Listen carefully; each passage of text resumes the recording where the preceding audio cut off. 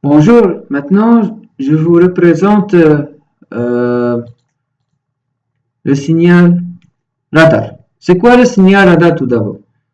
Tout d'abord, on a dans la guerre, il existe un code des bits 0110001, un code déchiffré. Ils ont envoyé des messages concernant euh, par exemple, le moment de la guerre, où la guerre va passer. Donc, ils ont décodé en 0 et 1. Donc, le radar a pour but le déchiffrement.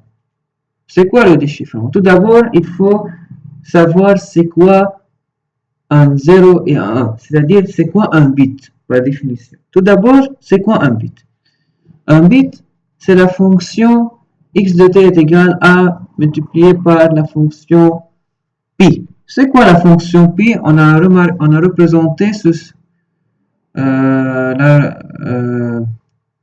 fonction pi par cette forme-là.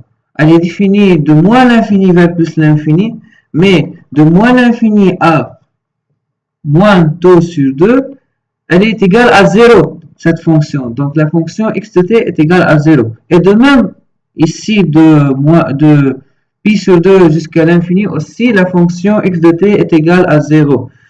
Mais entre moins taux sur d et taux sur 2, moins taux sur 2 et taux sur 2, la fonction pi est égale à 1. Donc x de t est égal à multiplié par 1. Donc est égal à 1. Donc x de t est définie entre tout d'abord de moins l'infini à plus l'infini, mais elle est égale à 1 seulement dans le cas où on a le temps est compris entre moins taux sur 2 et taux sur 2. J'ai une question qui se pose maintenant. Il existe un temps positif ou il existe un temps négatif. En fait, ici, cette relation, lorsqu'on définit par exemple de moins l'infini à plus l'infini dans l'intervalle de temps, il est possible d'avoir un temps négatif. Par exemple, on prend le référence égale 0. Non pas le temps négatif. Le temps négatif, c'est-à-dire c'est un temps dans le passé où on a le futur est considéré comme t est égal à 0. Pardon, non pas le futur, le maintenant. Le maintenant est égal t égale 0. Dans le futur, t est positif et dans le passé, t est négatif. On suppose cela. Donc, ce signal radar est défini dans le passé et défini dans le futur. Donc, ce signal est une fonction temporelle définie dans un domaine temporel. On peut définir ce signal dans le domaine fréquentiel en transformant, ou plutôt en calculant la transformée de Fourier de ce signal. On sait la transformée de Fourier de ce signal est égale à A multiplié par tau multiplié par sinus cardinal de pi f multiplié par tau. On sait que le sinus cardinal de pi multiplié par f tau est égal à sinus x divisé par x. Cette fonction s'annule pour des fréquences données. Si on considère f égale 0, donc sinus 0 divisé par 0. Sinus 0 divisé par 0, 0 sur 0, c'est indéterminé, donc c'est une forme indéterminée. Mais on peut calculer la limite de sinus x divisé par x lorsque x tend vers 0. Et si f tend vers 0, lorsque f tend vers 0, c'est-à-dire le x, c'est-à-dire ce qui contient sinus, pf multiplié par tau, tend vers 0. Et ici, on a x, le contenu de sinus dans le dénominateur, donc a pour limite est égal à 1. Donc, elle ne s'annule pas, grâce à sa limite. Donc, on ne peut pas considérer que i est égal à 0. Donc, on le considère dans z étoile. Il peut être positif, il peut être négatif.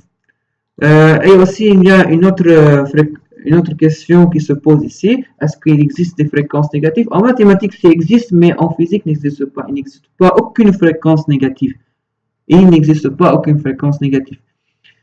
Mais il faut savoir qu'il faut déterminer dans le calcul, dans les mathématiques, ce qui se passe dans le cas négatif et dans le cas positif. Pourquoi on a utilisé le cas négatif ici?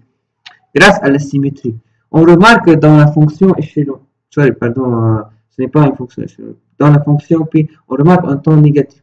C'est un lien mathématique seulement, non pas un lien physique. Parce que si on considère le temps négatif, alors on remarque qu'on a une symétrie.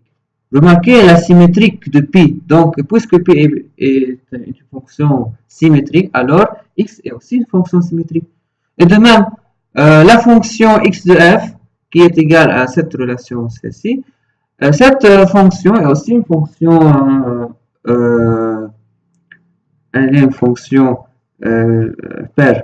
Donc, elle est une fonction symétrique par rapport à l'axe des y', Donc, il faut savoir tout d'abord la définition d'un signal radar.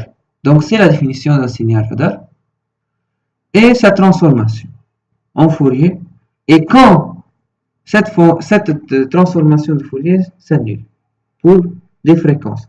Car il est très important de savoir les fréquences où la transformation de Fourier, c'est-à-dire la fonction f dans le domaine fréquentiel, s'annule.